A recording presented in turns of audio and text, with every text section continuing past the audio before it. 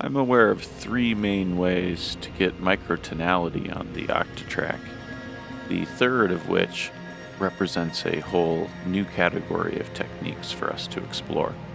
The method that gives us the greatest flexibility and arguably the finest precision of tuning involves the use of single-cycle waveforms. In the audio editor, we can change the length of a sample by as little as a single sample point. You're welcome to do the math to figure out what precision of tuning that gives you, but for practical purposes it's much easier to simply use a tuner. I'm going to set this first track up as a flex machine. I'm going to turn the loop on and the time stretch to off. Now I need to get a single cycle waveform.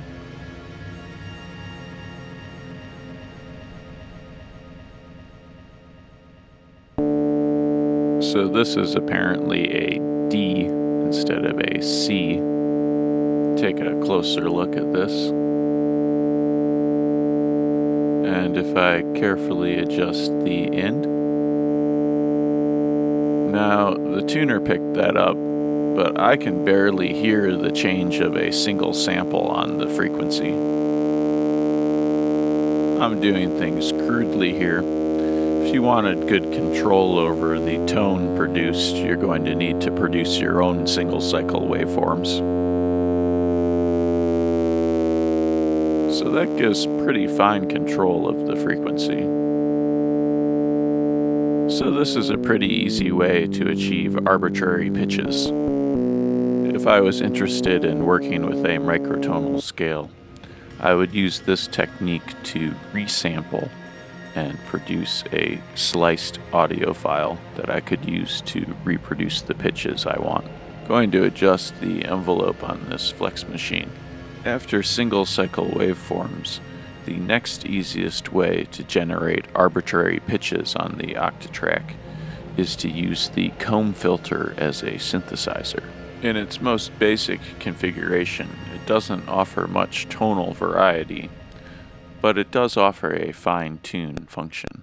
I'm simply sending in a short, noisy burst to excite it. It's actually a very powerful raw sound source, but requires the use of multiple tracks simultaneously in order to fully exploit it.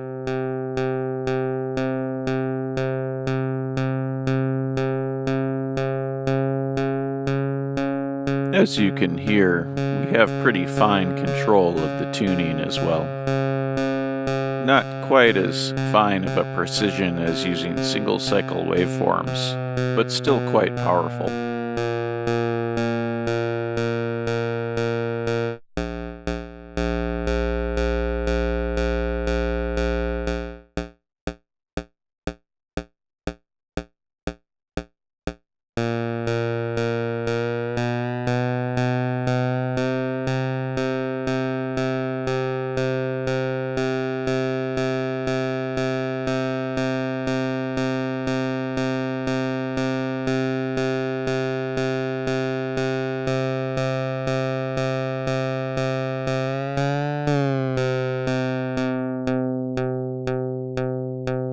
Maybe time to make something resembling a sequence.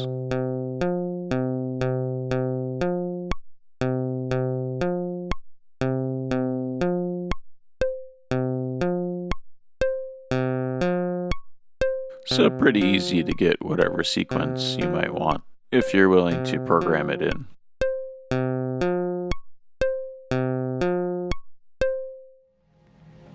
So now for this next one, we gotta get the good old MIDI cable out. Output, right back to input. I'm going to delete these trigs, and I took off that comb filter, so we're just back to regular pitched sample playback. And I'm going to set this Crossfader scene up with a plus 0.2 pitch. Now I'm going to go into the MIDI side of the Octatrack, and I'm going to set up this first channel to MIDI sequence channel 1. So time to verify that's working properly. I've got some trigs down, but I need to change the MIDI note. So that's the lowest pitch, down 1 octave on the sample. I'm just going to set it in the middle. And you'll recall we have a bit of pitch change available on the Crossfader. So now what we're going to do is use the MIDI track to sequence the Crossfader value. The Crossfader sends and receives control change number 48.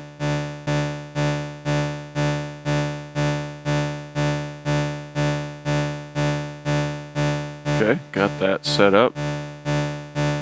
Time to activate the CC. And you can hear and see in the LCD display the scene changing. So now I can use that as a fine tune on each of these triggers. Let's take a closer look with a longer sustained note.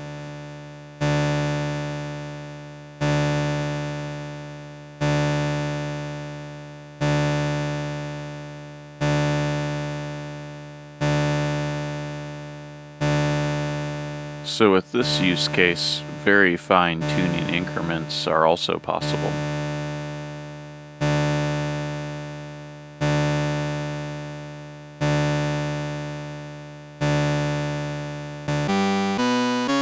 In some ways, this is the most flexible and abstract way to achieve a sequence of arbitrary pitches on the Octatrack.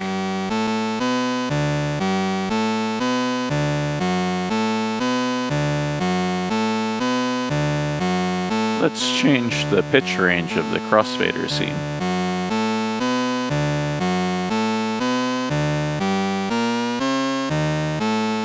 I'll manually move the Crossfader. You can hear it respond briefly to the manual control before the next MIDI CC message comes in. And obviously, Crossfader loopback is a lot more useful for many things than simply just pitch changes. I'm setting up this sequence in order to demonstrate the effects of Crossfader modulation. More specifically, the use of the MIDI LFOs to control the Crossfader value. So I'm assigning this LFO to the CC value. Oops, missed it the first time. There we go. That's some MIDI LFO on Crossfader action. Now time to mess with that scene.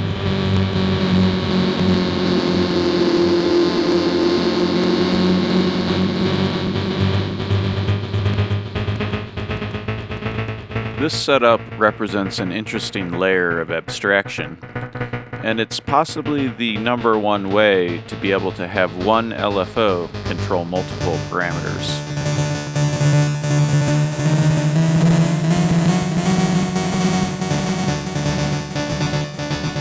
A lot of the noisy clicks in this audio example are generated by modulation of a delay with the tape setting to off.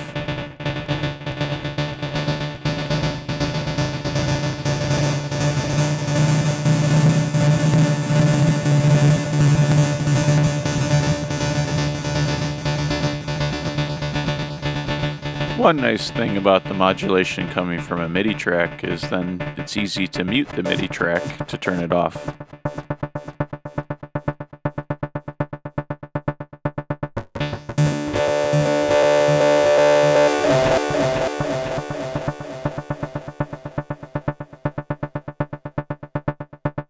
I'll change that LFO to a random waveform. Need to unmute that track.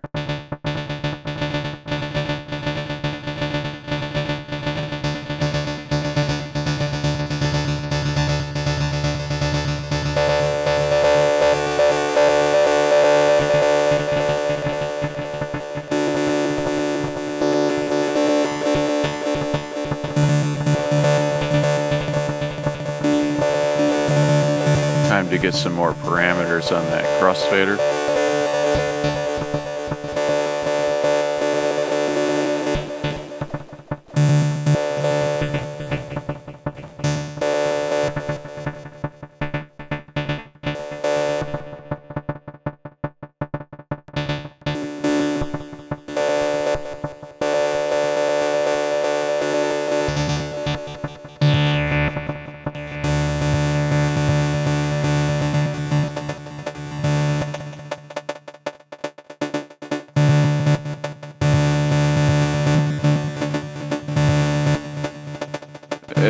usual, I'm feeling the need for some reverb.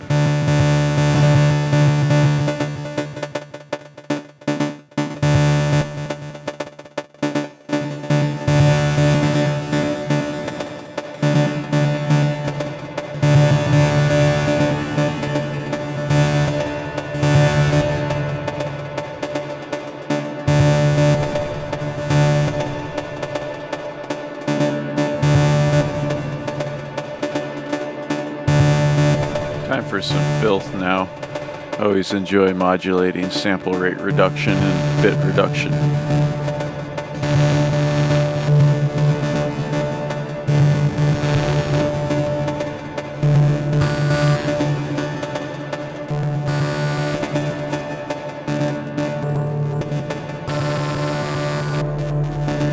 I'm being a bit silly here and just sort of picking things at random to see what happens. But you could use this in a very directed fashion. And I can be sending more than one LFO to this CC value.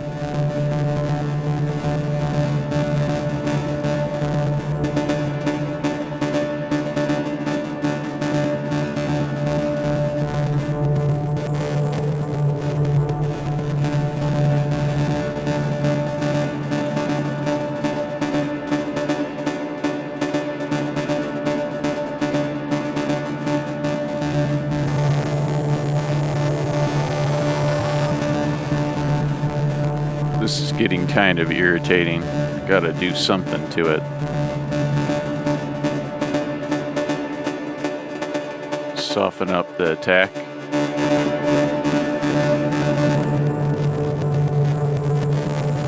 And slow it down.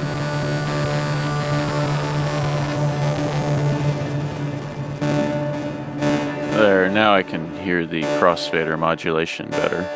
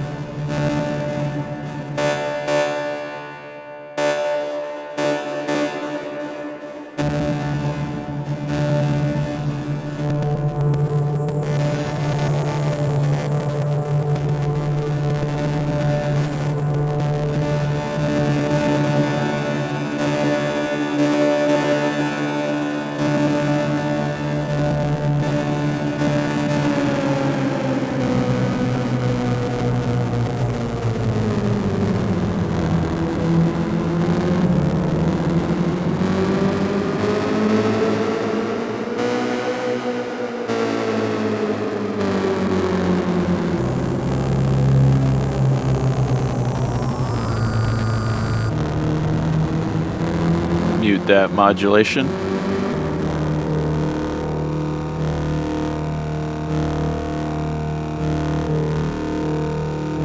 Let's see for ourselves what that crossfader was doing.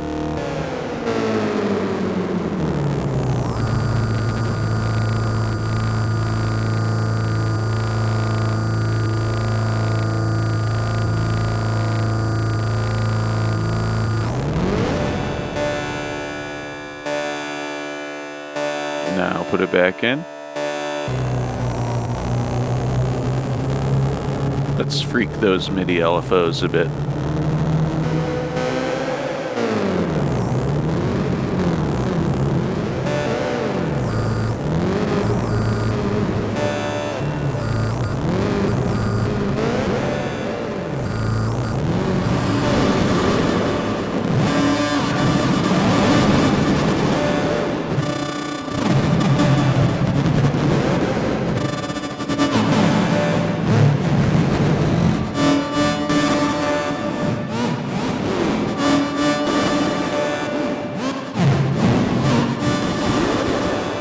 We can take the modulation abstraction a step further by modulating LFOs with the crossfader that is being modulated by LFOs.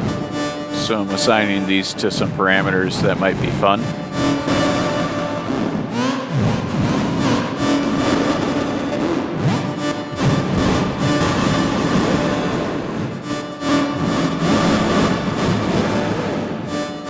Now I'll add add those LFO parameters to the scene. This is a pretty absurd and ridiculous example, but I hope that it illustrates the general concept.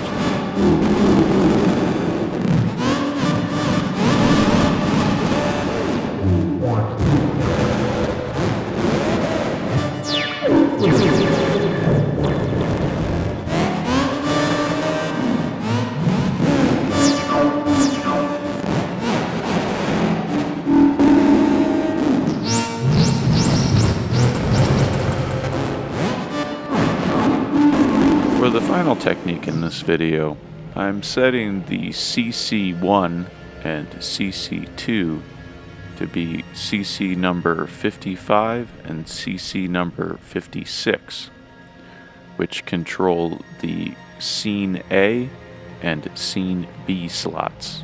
This allows for sequencing and modulation of the slots themselves.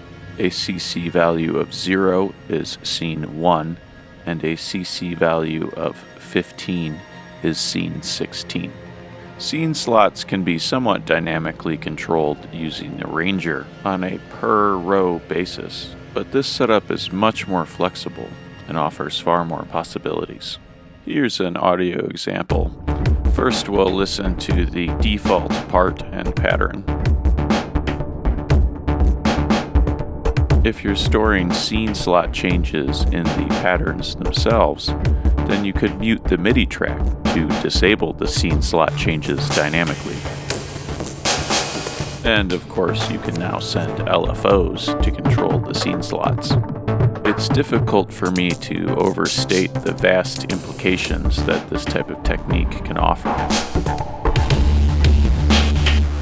Both very useful for hands-off generative approaches, as well as enabling further performance control.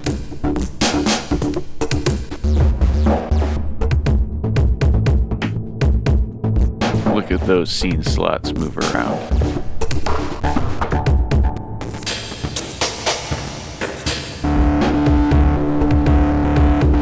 LFO modulation is fun, but where I think I'll get the most mileage out of this technique is through scene sequencing. For example, if I were to store P-locked MIDI trigs in different MIDI tracks that refer to different scenes and have those be identical across a series of patterns, then I could, for example, know which scene slots I will be changing to when I change a pattern. This technique is also fun just for trying out all the different scene variations, particularly the variations in the middle of the crossfader.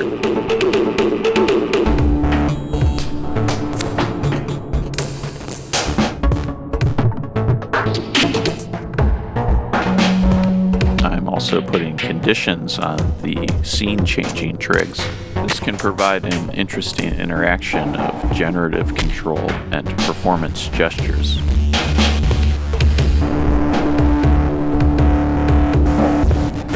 The first trigger condition would be particularly useful for dynamically changing scenes only once when going to a new pattern.